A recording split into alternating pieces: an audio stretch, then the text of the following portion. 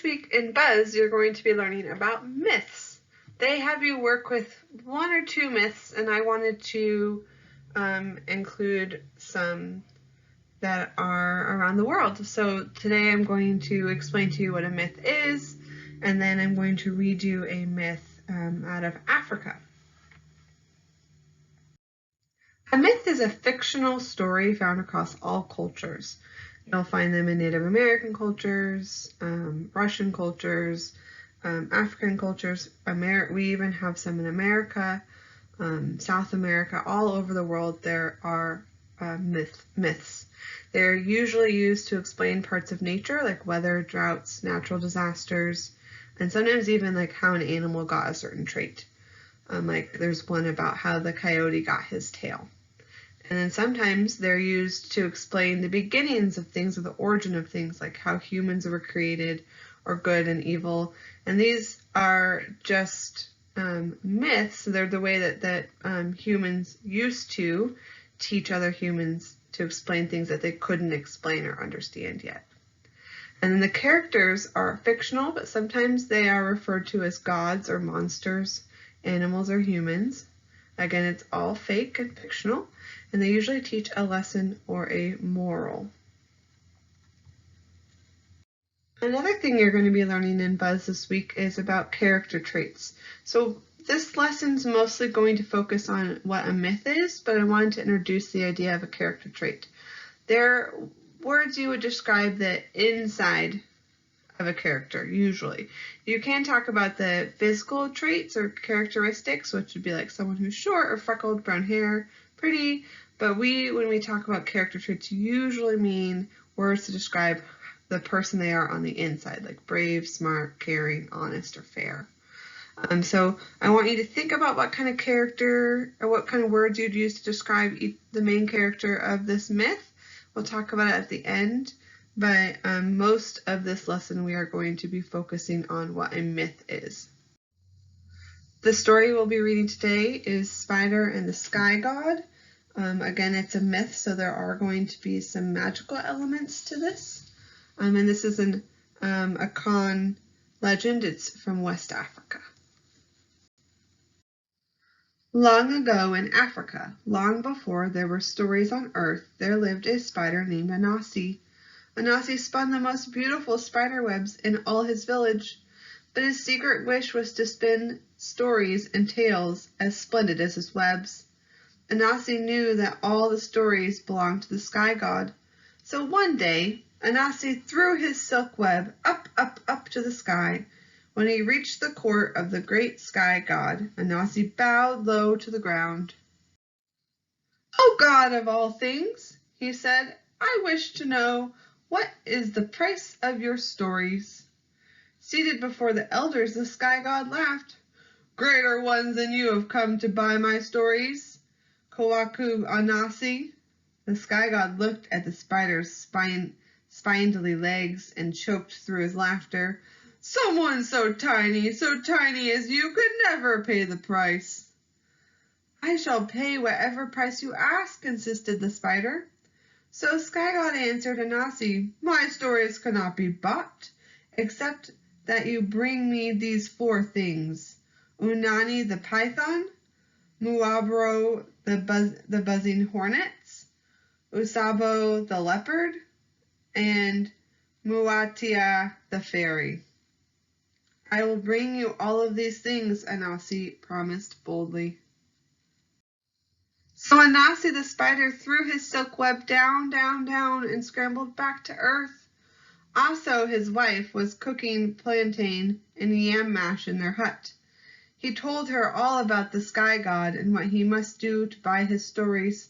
As they sat down to eat, he asked, "What is to be done that we may capture Unani the python?" Also answered, "Cut a branch from a palm tree. You also cut the vine creeper, then take them to the river where Unani the python lives." Anansi headed for the river. As he walked along, the spider talked out loud. He was all by himself, but he pretended that also his wife was walking beside him. "But it is longer than Unani," he said. "It is not," as long as Unani. To tell the truth, it is longer, very much longer than Unani. Then Anansi said, "Where is Brother Python living near the river? Let's ask him ourselves." Having overheard this imaginary argument, the Python inquired, "What is all this talk of Unani about?" "It is I, Anansi the spider, and my wife also, who is arguing with me that this palm branch is longer than you, and I say it's not true." Unani the Python thought for a moment, and then said, "Come, measure me with the palm branch. Then we can see which one of you is right." Anansi laid the palm branch down beside the Python's body. "You must stretch yourself," said Anansi. The Python did as he was told. Then the spider took the vine, quickly wound it around the Python and to the palm branch. That was the sound of the tying, till Anansi came to the Python's head. Now certain that Unani could not escape, the spider stopped tying and shouted, "Hey! I shall take you up to the sky god and receive his tails in exchange." Anansi was so pleased with himself that on the way home he spun himself the most beautiful web. When Anansi reached home, he told Aso what had happened, adding, "Now there are the hornets to catch." His wife said, "Look at the calabash bowl and fill it up with water, then go to the forest." The spider did as she suggested, carrying the calabash into the forest. Soon he heard the sound of Moonboro, the buzzing hornets, hanging in the still air. He climbed a nearby tree and sprinkled water on them. The rest of the water he poured all over himself. Then he covered his head with a plantain leaf. Anansi spoke to the hornets. "The rain has come. My brothers, perhaps you would be better to take shelter for yourselves in this calabash bowl of mine, so the rains cannot drown you. Can't you see that I cover myself with this plantain leaf to keep dry?" The hornets replied, "We are grateful to you, Brother Spider, grateful to you." And they all flew into the calabash bowl and disappeared. Buzz. Suddenly Anansi slapped the wet plantain leaf over the mouth of the bowl. "Ha ha," he said, "I have captured you. Now you too will serve as payment for the stories I seek from the sky god." The spider spun a silky path back to the village. "Now there's Osobo, the leopard, to catch," Anansi said to his wife. Aso told him, "You must dig a deep hole." So the spider set off in search of the leopard's tracks. Once he found them, he dug a deep hole in the path. He covered the hole with branches and returned to the village. Early the next morning, Anansi went back to the forest. He found the leopard laying in the bottom of the pit. He called out to him, "Oh, Brother Leopard, I have warned you not to drink from the fruit of the palm tree. Now look at you. You have fallen in this pit. If I were to get you out, surely tomorrow you would try to eat me and my children." The leopard replied, "Oh, no, brother. I could never do a thing as bad as that. But I'm still afraid of you," the spider insisted. "Anansi," begged the leopard, "if you help me get out, I will never catch you or your children, nor any of your cousins." Anansi cut 2 bamboo sticks from a nearby grove. He stuck one bamboo stick into one wall of the pit. Then he pushed the other stick into the wall opposite and said to the leopard, "Place one paw here and the other there." Leopard did as Anansi instructed. Out of sight of the leopard was a cage near the top edge of the pit. As the leopard climbed up, Anansi lifted the door of the cage and then let it slap down. Thump! The leopard was trapped in the cage. "Foolish, foolish leopard! Now I will trade you for the stories of the sky god." Anansi was very pleased with himself. Along the path, the beautiful spider web followed Anansi to his hut.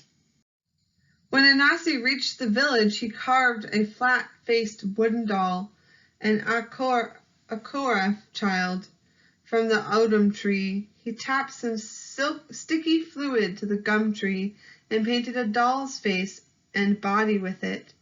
Then he pounded itu from mashed yams. He put some itu into the doll's hand. He pounded more yams and put them in a brass pot.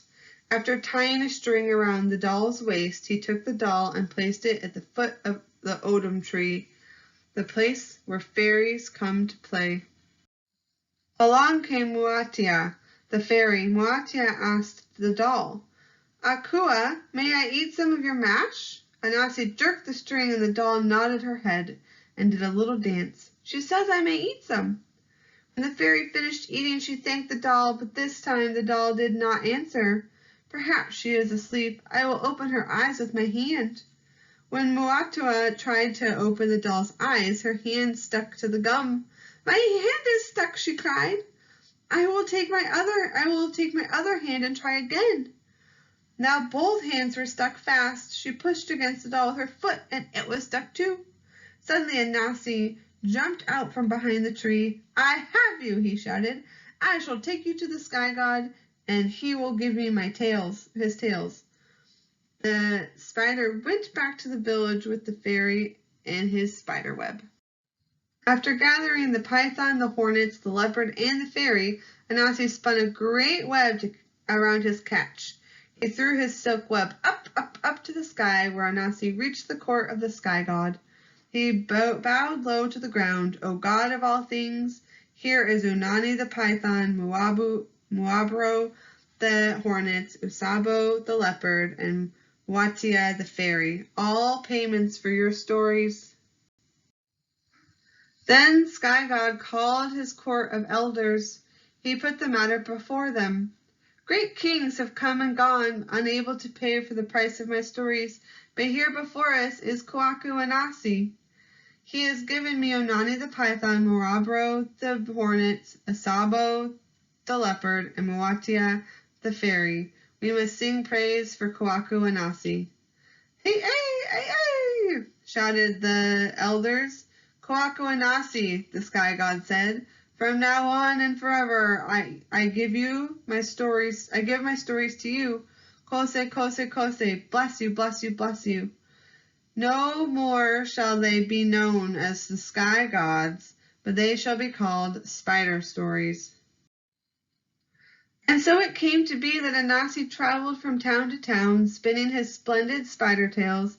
Sometimes he told them with mime and music, but always the stories lived in the listeners' memories. Anansi the spider is the hero of stories told by the Akan people of West Africa. The Akan include several tribes in the southwest part of the country of Ghana. Spider and Sky God is a legend and myth about storytelling. It is an example of a why story, or a story that tells you how something came to be. Anansi is a tricky fellow, greedy and cunning, but very likable. Through his cleverness, Anansi is able to overpower much larger animals. Around the world, some other popular stories are about the trickster. In America's Southwest, the trickster is the coyote. In the Pacific Northwest, where we live, is the raven. Bear Rabbit is also a trickster, just like Anansi. Trickster stories are marked by a sharp sense of humor and that expose human nature. Storytelling was important to the Akan even before they had written language. It taught their children valuable lessons about life. The Akan storyteller, often a woman, would say a prayer before telling her stories. Many of these stories tell the relationship between people and the God they believed in. African storytelling involves everyone. Listeners chant and sing choruses that become part of the storyteller's tales and often answers her questions. As the story builds, the storyteller even acts out the character roles while the audience joins in. The stories of Anansi traveled from Africa to the New World, and in the American South, they were known as Aunt Nancy stories. The Caribbean, where they have survived as Anansi stories, but his African homeland still calls them spider stories. So thinking about this is a fictional quick character. They were just explaining in the last page that's across all cultures. It's a myth, but it's also a trickster tale. And this one was in the African West Ghana culture. It didn't really explain a natural phenomenon, but it did explain the origin of storytelling, how stories came to be, and the characters were definitely fictional. There was someone that they called a god, and there were animals, and it did teach us about the importance of storytelling. So if I'm thinking about the character of Anansi, I would say that he is smart, that his actions tell me that he is clever and thinks kind of outside the box, and he's a little bit tricky and a little bit sneaky. And so that would be some of the characteristics or character traits that I would say for Anansi.